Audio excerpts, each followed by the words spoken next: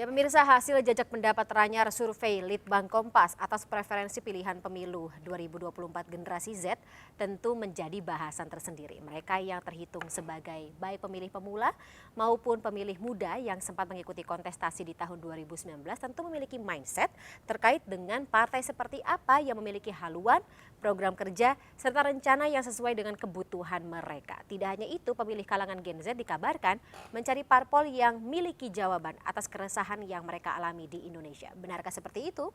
Kita bahas lebih dalam sore hari ini bersama peneliti Litbang Kompas Yohan Wahyu dan Ferry Kurnia Rizkiansyah selaku Waketum DPP Partai Perindo Bidang Pemilu. Selamat sore Bapak-Bapak. Selamat sore.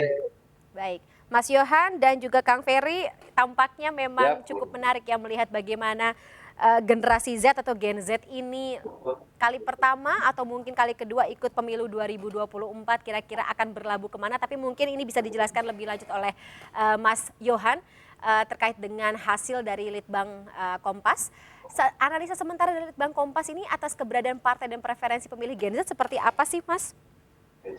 Iya, seperti yang sudah dirilis oleh Kompas ya di surveinya pekan lalu, memang kalau kita lihat secara umum sudah jelas partai-partai secara umum ya partai-partai yang selama ini ada di parlemen memang relatif masih menjadi pilihan gitu ya, terutama partai-partai yang berada di papan atas gitu ya, PDIP, Gerindra, Golkar, Demokrat gitu ya. Tapi kalau kita lihat dari segmentasi responden berusia 17 sampai 25 tahun ya, di sini sebagian sudah pernah ikut pemilu sekali atau memang sebagian juga masih belum pernah ikut pemilu.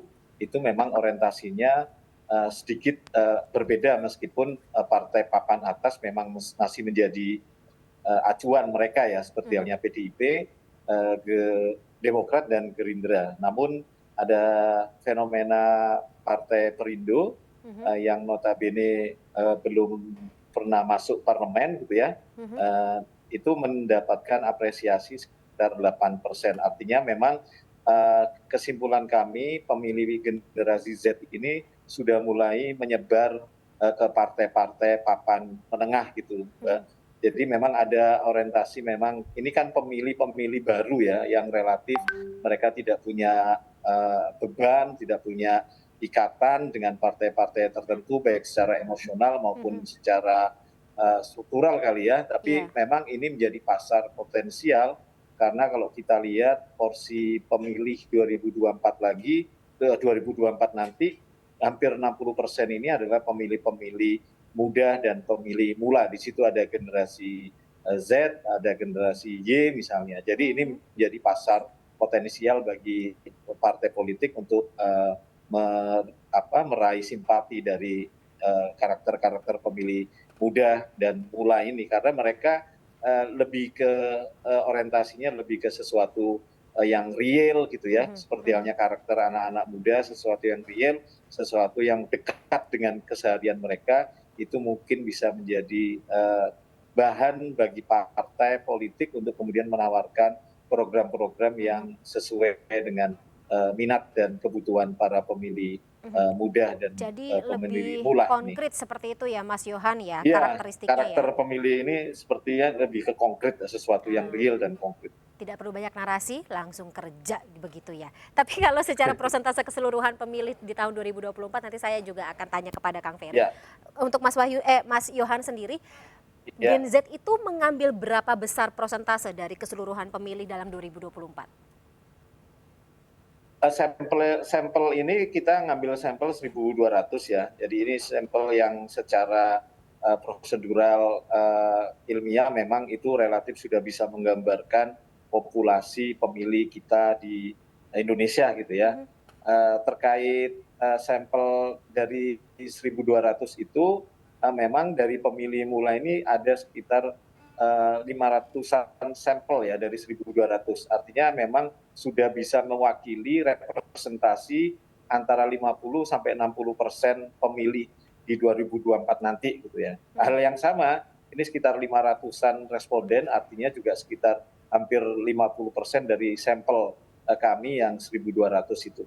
Oke, berarti cukup menjanjikan lah seperti itu ya jumlahnya ya. Ya, Baik, baik. secara sampel ini relatif sudah bisa menggambarkan representasi dari jumlah pemilih muda dan pemilih mula di Mhm. 2024 nanti. Baik, baik. Saya ke Kang Ferry. Kang Ferry, ini tampaknya lagi-lagi bukan kali pertama ya hasil survei dari beberapa lembaga survei ini berpihak kepada elektabilitas Partai Perindo. Kalau yang terbaru ini ternyata Gen Z juga menaruh perhatian lebih kepada Partai Perindo. Apa tanggapan Anda? Ya, tentunya kami apresiasi ya dengan hasil tersebut. Walaupun ini survei dan ini menunjukkan pola atau tren yang memang ada, tapi secara saintifik, secara edukasi ini betul-betul bisa memberikan satu catatan penting bagi progresivitas yang dilakukan oleh Partai Perindo, terutama terkait dengan bagaimana popularitas, elektabilitas dan juga elektabilitas yang memang ada Partai Perindo di hadapan teman-teman kita generasi Z yang notabene dari usia 17 tahun sampai 25 tahun. Kalau kita lihat dari populasi hasil sensus 2020 kan lumayan ya signifikan, sekitar hampir 30%, 25 sampai 30% jumlah yang memang ada, dan itu luar biasa signifikan dari 200 juta 270 juta populasi masyarakat Indonesia. Nah, oleh karena itu ini tentunya menunjukkan satu apresiasi terhadap Partai Perindo yang mungkin bisa dilihat dari kinerja yang memang begitu konsisten dalam aktivitas untuk pro kesejahteraan rakyat, untuk mendukung upaya-upaya yang memang ada di dalam aktivitas yang ada, walaupun tentunya kita belum masuk parlemen. Oke. Tapi masyarakat generasi Z itu sudah merasakan. Nah, ini mudah-mudahan mereka nanti akan mendedikasikan lebih lanjut, dan saya meyakini kalau misalnya Partai Perindo diberikan kesempatan nantinya untuk masuk parlemen, insya Allah akan banyak merangkul teman-teman generasi Z yang ada. Ini menjadi poin yang sangat penting, Mbak, sebagai catatan awal dari hasil survei Litbang Kompas. Tapi tentunya ini tidak membuat kami terlena. Jadi kita jangan sampai terlena. Kita tetap harus menghadapi tahun elektoral ini dengan kerja keras, dengan upaya-upaya kita. Selain kita juga menunjukkan dengan kerja nyata, juga kita ingin mengupayakan bakal-bakal calon anggota legislatif yang tentunya mumpuni, yang tentunya disukai oleh generasi Z tersebut, Mbak. Baik, baik. Menarik seperti tadi kalau kata Kang Ferry menyebut ada isu kesejahteraan yang juga usung oleh Partai Perindo dan ini bisa menarik perhatian dari generasi Z. Memang seperti itu ya Mas Yohan kalau dari hasil survei sendiri, isu kesejahteraan dan isu apa lagi yang menjadi katakanlah favorit gitu yang Ya, diikuti, di-follow oleh para generasi Z. yang jelas ketika ditanya alasan itu memang porsi program kerja itu memang lebih banyak disebutkan ya. Oke. Program kerja, kemudian yang kedua itu popularitas tokohnya gitu ya. Tapi yang jelas mungkin karena ini segmentasi generasi Z, kita juga lihat bahwa mereka lebih banyak bermain di tingkat media. Bagaimana kemudian informasi terkait partai itu mereka lebih banyak dapatkan itu di sosial media. Ah, Seperti halnya karakter pemilih-pemilih anak-anak muda sekarang, itu kan distribusi informasi, mendapatkan asupan, mereka mengkonsumsi informasi itu lebih banyak di sosial media. Jadi mungkin saya sih melihatnya ini yang sudah dilakukan Perindo, bagaimana campaign di media itu yang sedikit banyak memberikan sumbangsi popularitas partai, terutama di kalangan anak-anak muda, sehingga top of mind anak muda ketika ditanya partai, selain partai-partai besar yang sudah mapan sejauh ini, Partai Perindo kemudian muncul sebagai salah satu partai yang di luar parlemen, ini yang kemudian mendapatkan perhatian ya dari pemilih muda ini. melewati beberapa partai parlemen yang ya katakanlah yang sudah tinggal di parlemen atau duduk di Ya, parlemen dilewati oleh Partai Perindo di posisi kelima tersebut. Tadi ya, Mas Yohan juga bicara mengenai sosok seperti itu. Nah, untuk Partai Perindo ya. sendiri Kang Ferry, apakah sosok ini juga menjadi pertimbangan untuk partai dalam katakanlah mengemas amunisi, menarik perhatian Gen Z khususnya dalam topik dialog kita sore hari ini dalam